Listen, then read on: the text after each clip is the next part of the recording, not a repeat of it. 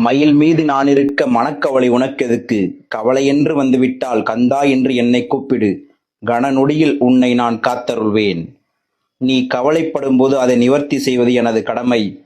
பொறுத்திருந்து இனி நடக்கப் போவதைப் பார். நான் உனக்காக புன்னகைத்துக் கொண்டு காத்திருக்கின்றேன்.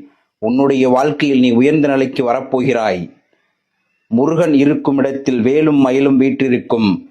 வேலை வணங்கினால் நம் தீவினை நீங்கும்.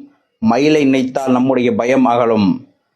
அனைத்துமாய் உனக்கு முருகன் நான் இருக்க நீ அளவேண்டாம்.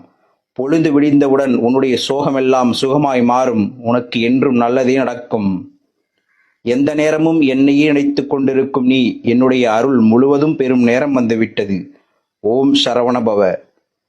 படைத்தவனுக்கு தெரியும் உன்னால் எவ்வளவு பாரம் சுமக்க முடியும் என்று. மனம் தளராதே, உன்னை நான் கைவிட மாட்டேன்.